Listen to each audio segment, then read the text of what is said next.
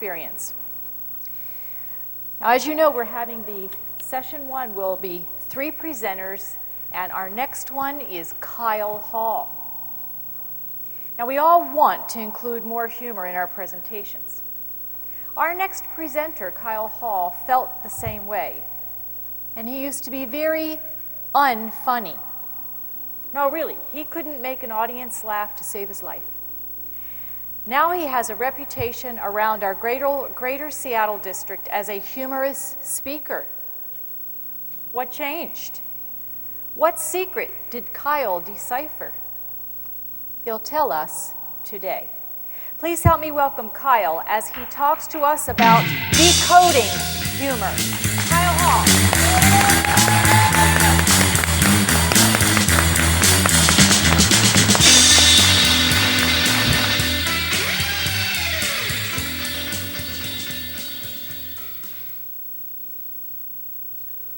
When I was getting dressed to come here this morning, my wife looked at me and said, "Are you going to wear that shirt?"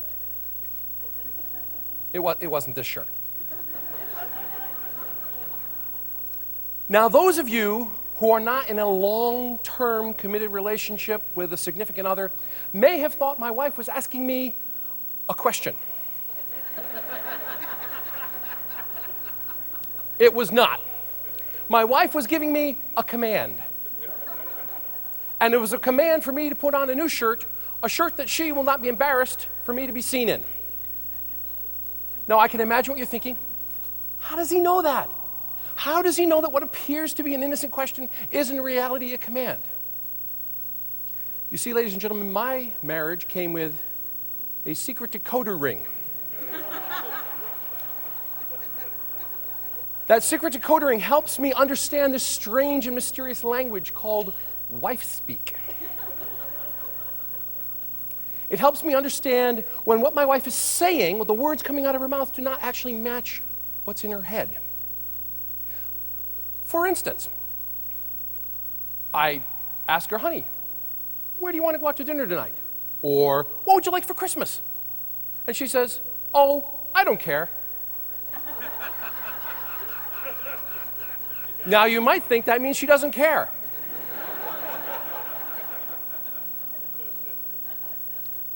What she's really saying is, you get to prove how much you love me by guessing what I really want.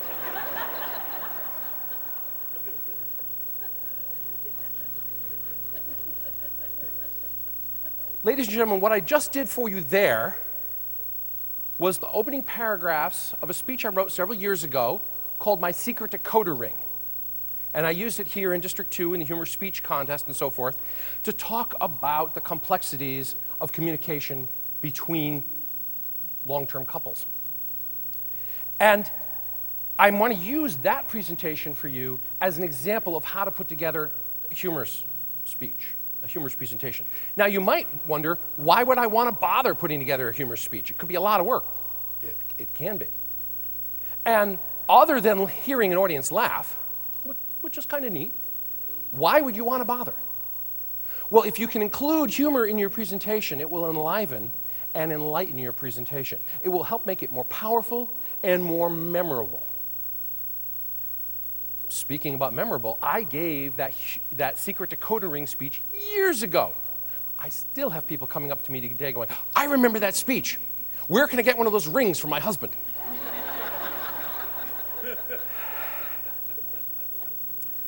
Now, if you're thinking about putting together a humorous presentation or adding humor to your presentation, you might wonder, what type of speeches is humor appropriate for? Well, my answer to that is almost any presentation. Unless you're talking about horror or tragedy, it's appropriate to add humor. I used humor in the eulogy I gave for my mother. I started out that eulogy by telling the audience that my mother and father had raised my brother and I bilingual. We'd grown up learning English and sarcasm. And that humor helped break the tension in the room, and it helped introduce the fact that my mother had a great sense of humor, which was going to be part of the rest of that eulogy. The real question is, where do we find humor? If we want to put humor into our presentations, where do we find it? And I'm going to answer that through several stages in this presentation. But the first place you look, the main place you look, the main place we look is in our own lives. We need to look in our own lives to find humor.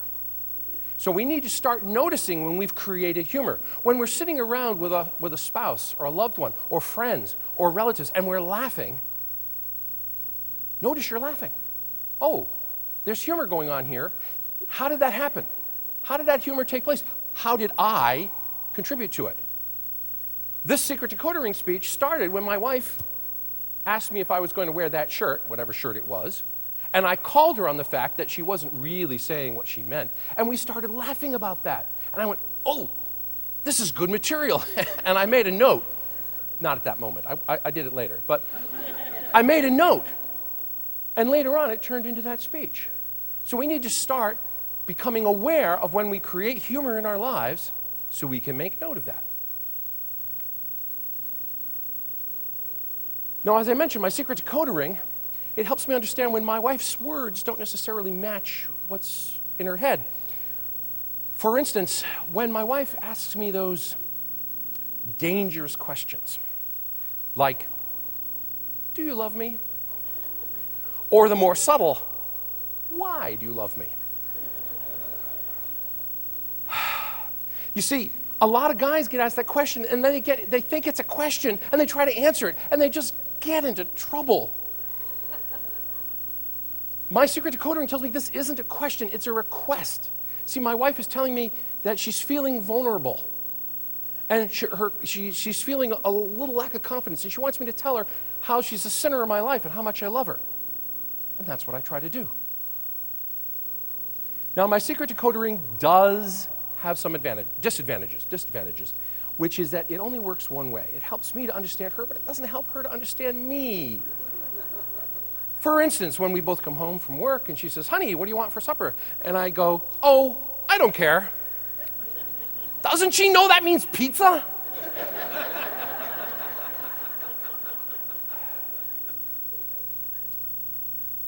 Now, what I just demonstrated for you there are two more sources of humor: fear and frustration.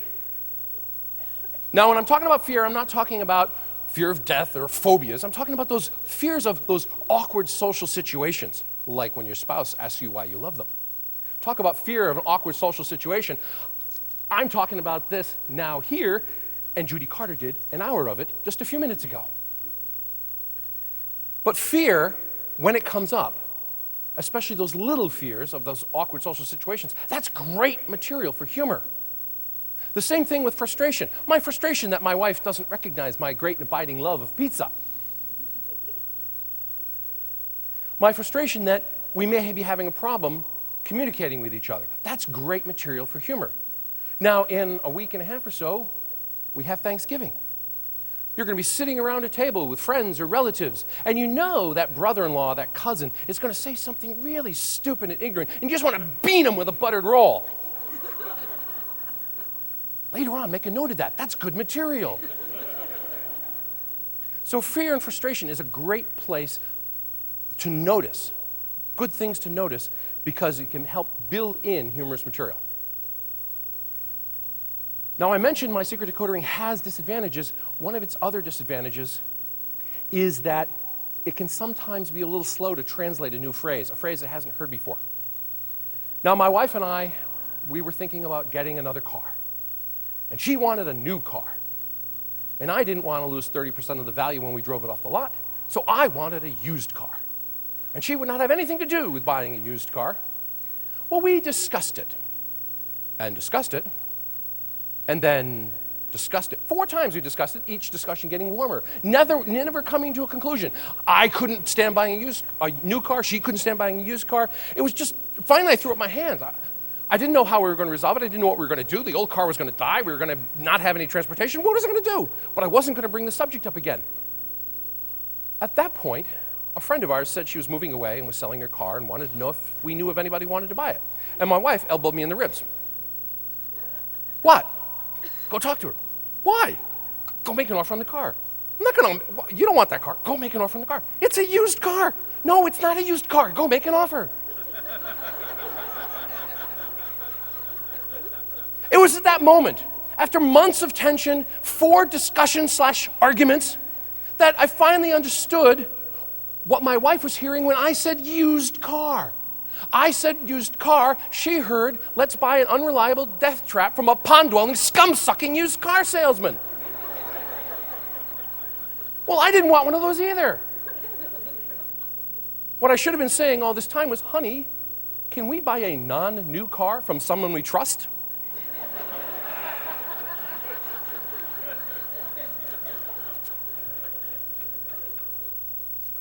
Now, what I just demonstrated for you there is another great source of humor. Judy was talking about this a little earlier. Our stories. In particular, notice when you're sitting around with friends and you're swapping stories and you're making each other laugh, or when you're sitting around with friends and you're swapping stories and you're making each other cringe. It doesn't matter. That's great material for humor. So notice your stories, noticing when you're telling your stories, and start making notes. It's all good material. Now, in that speech, I talked about those dangerous questions. And one of the dangerous questions that used to be in my Secret Decoder Ring speech is, honey, does this dress make me look fat? I took that question out. Why did I take it out? I took it out because I evaluated the humor. I looked at the humor, and I asked myself 3 questions about all the humor. The first is the humor universal? Will everyone get it? If only a small number of people get it, take the humor out. The second is, does the humor support the point of the speech? Does it help take me where I'm trying to take the audience? It's better to give a slightly boring speech that's on point than to give a really funny but muddled speech. So if the humor doesn't support the point you're trying to give, take it out. And the third question is, will the humor distract the audience? I see some of you writing notes. There are handouts out at the front if you want them. Handouts from this speech. The third point was, does the humor distract the audience? Now, in this particular case, I was told that little black dress, does this dress make me look fat question, that was distracting the audience. The audience thought it was cliche. Too many other humorists have used it. And also, they thought I was wife-deprecating. You can be self-deprecating in your humor, but you cannot deprecate anybody else. And certainly you can't deprecate people based on race, religion, sexuality, anything like that, because you'll just distract the audience. They'll forget about whatever you're saying, and they'll be thinking about how much they're angry at you while you're trying to give your presentation. So if it will distract the audience, take it out.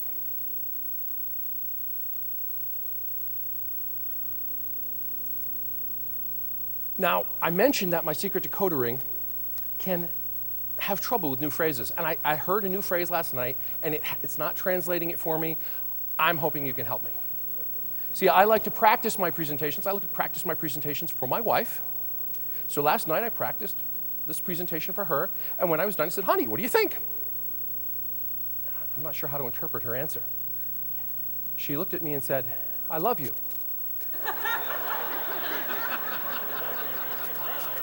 Anyway.